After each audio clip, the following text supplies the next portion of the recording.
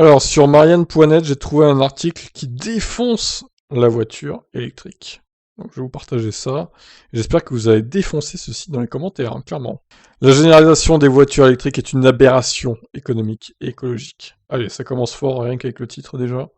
Donc je vous préviens, c'est un peu long, ça va durer au moins 10 minutes, je pense. Voyons donc ce qui est dit. Maxime de Blazy, essayiste, auteur, compositeur, interprète, ancien professeur de génie électrique et élève de l'ENA, démontre que remplacer les véhicules à essence ou diesel par des voitures électriques n'est en rien écologique.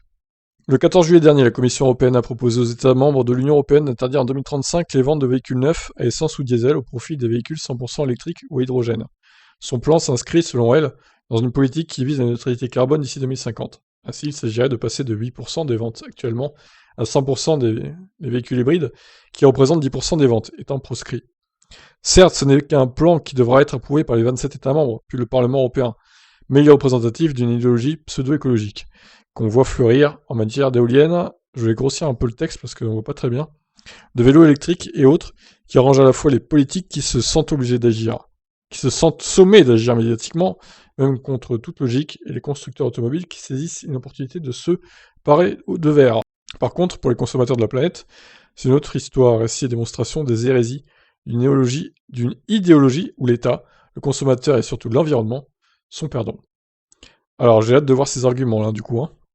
Le tout électrique ne diminuera le total des émissions de gaz à effet de serre que de moins de 1% par an, avec un impact nul ou presque sur la santé. Alors je sais pas d'où il sort ces chiffres déjà, il n'y a pas de source.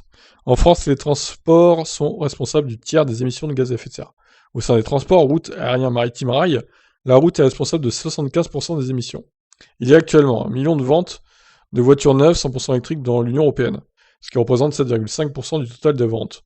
Il s'agirait donc de passer à 15 millions de véhicules électriques vendus annuellement en 2035. Remarquons d'emblée que l'interdiction des voitures neuves à moteur thermique ne changera pas grand-chose en termes d'émissions, car les 300 millions déjà en circulation dans l'UE ne seraient pas concernés. Oui, mais c'est pour à terme que tout le parc devienne électrique, en fait. Il comprend pas ça, lui. Évidemment qu'on va pas retirer les occasions thermiques de tout le monde, hein, c'est évident. Hein. Il y aura encore des voitures... En 2035, il y aura sûrement encore des voitures de 2010, 2015 thermiques qui rouleront, hein. Voire même moins peut-être, si elles roulent encore. Donc, en outre, le secteur sensible du fret, qui représente le quart des émissions de gaz à effet de serre de la route, était sagement évité par la Commission. Ceci d'autant plus que le zéro émission des véhicules électriques avancé par la Commission et repris par les pseudo-écologistes est un mythe qui néglige volontairement ou non qu'il faut fabriquer les véhicules électriques, recharger leurs batteries avec de l'électricité puis les recycler. Or, chacune de ces étapes consomme de l'énergie et produit des émissions. Un site indépendant développé par le Luxembourg Institute of Science and Technology indique, modèle par modèle, le niveau des émissions, tant pour les thermiques que pour les électriques. On constate qu'à puissance équivalente sur l'ensemble de leur cycle de vie, les émissions de GES, des gaz à effet de serre des véhicules électriques, si elles sont évidemment inférieures, représentent tout de même entre 25 et 50% de celles d'un véhicule thermique. Et pour les hybrides, les émissions sont logiquement plus importantes. Alors effectivement, je suis allé voir le site, on peut apparemment, selon le modèle, calculer tout ça. Bon, on fera une vidéo à part, au pire, hein, on va se concentrer sur l'article. Dès lors, reprendre le mythe du zéro émission des constructeurs du c'est bon pour la planète, des écologistes à courte vue, est une tartufferie. Une tartufferie. C'est quoi ce terme? Ce faisant, l'État et la Commission tendent une perche aux constructeurs automobiles qui trouvent une occasion inespérée de se repeindre en vert, notamment Volkswagen, compromis dans le Dieselgate, un scandale de présentation frauduleuse des émissions polluantes, dont il est piquant de constater la communication durant l'Euro de football sur le thème Way to Zero, la route vers le zéro émission. Ah bah, à chaque fois, Volkswagen, ils sponsorisent le football, hein, l'Euro, la Coupe du Monde, etc.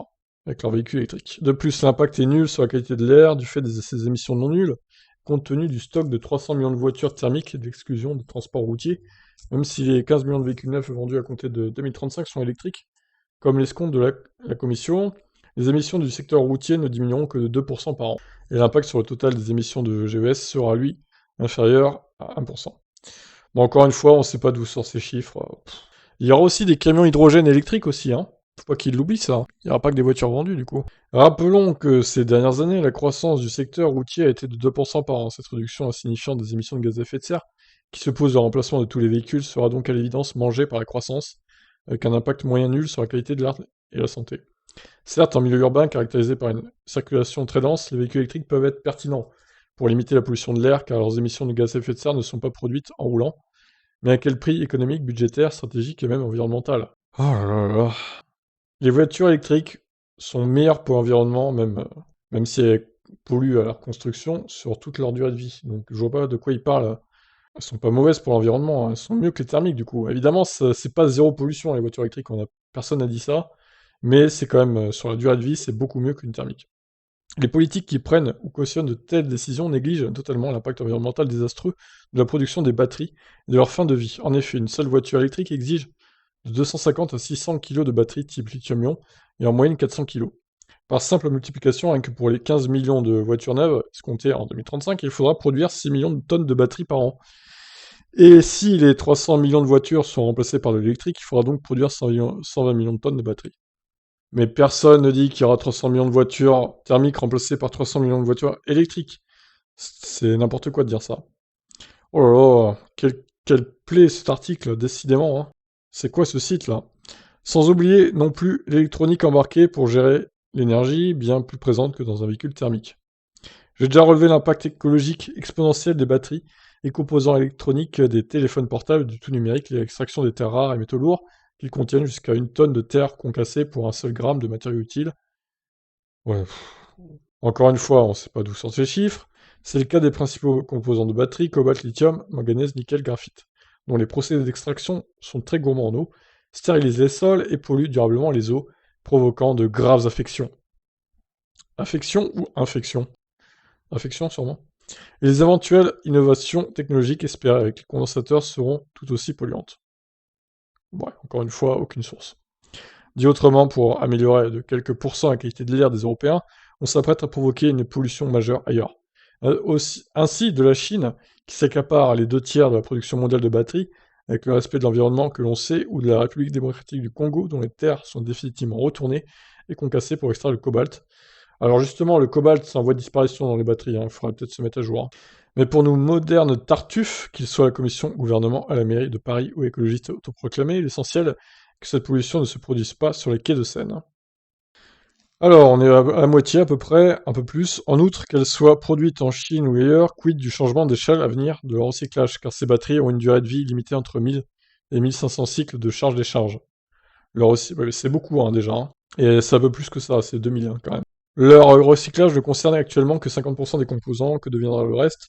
Ces millions de tonnes annuelles de polluants non recyclés, non, je crois que c'est beaucoup plus que 50%, c'est 90% je crois, de mémoire, donc dites-moi en commentaire. En tout cas, c'est beaucoup plus que 50%, je sais pas d'où il sort ce chiffre encore. Au moment où 50 millions de tonnes de déchets électroniques sont déjà produites annuellement dans le monde et seulement 17% recyclés, au moment où l'usage des téléphones et ordinateurs portables et des nouveaux modes de mobilité fait déjà exploser la demande par ailleurs. L'Inde et l'Afrique, déjà noyées dans les déchets électroniques de l'Occident, vont-elles devenir une immense poubelle? Extrêmement délicat à opérer compte tenu de la variété des métaux lourds, électrolytes et terres rares utilisés, également énergivores, supposant une organisation sans faille, le recyclage complet est une utopie, alors que 92% des plastiques ne sont toujours pas recyclés. Compare le recyclage du plastique à celui des batteries. Très bien, ok, merci. Ça n'a rien à voir, mais bon, passons. Enfin, sur le plan géopolitique, la route de la batterie est-elle plus sûre que celle du pétrole? Rien n'est moins sûr.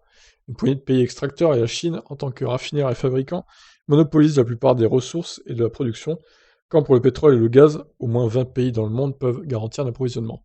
L'indépendance vis-à-vis de l'énergie fossile va-t-elle se traduire par une dépendance pire pour les Européens? À puissance équivalente, les voitures électriques ont un prix 2 à 3 fois plus élevé qu'un véhicule thermique. Oh là là. Ah là là, quel fake, c'est incroyable. Est-ce que les Tesla qui font 350 chevaux et qui coûtent... c'est les SR+, hein, dont je parle, 325 je crois, qui coûtent moins de 40 000 euros, est-ce que les thermiques qui font 325 chevaux, du coup, coûtent 3 fois moins cher? Je pense pas, moi. Incroyable, hein, de tirer de telles idioties, pour rester poli. C'est de la pure désinformation, là. La forte croissance actuelle de leur vente ne se fait qu'au prix d'un lourd subventionnement à hauteur du quart de leur coût, ce qui n'est pas tenable. Si en 2035, les 2 millions de voitures vendues en France sont électriques, le coût pour le budget de l'État sera de 15 milliards d'euros, soit 1% du budget de 2035 pour financer le bonus dit écologique de 6 000 euros. Alors, il n'est pas au courant que d'ici 2035, il n'y aura plus de bonus écologique. Déjà que le bonus il diminue de 1000 euros chaque année. Donc là, en 2035, il n'y aura plus de bonus depuis longtemps, hein.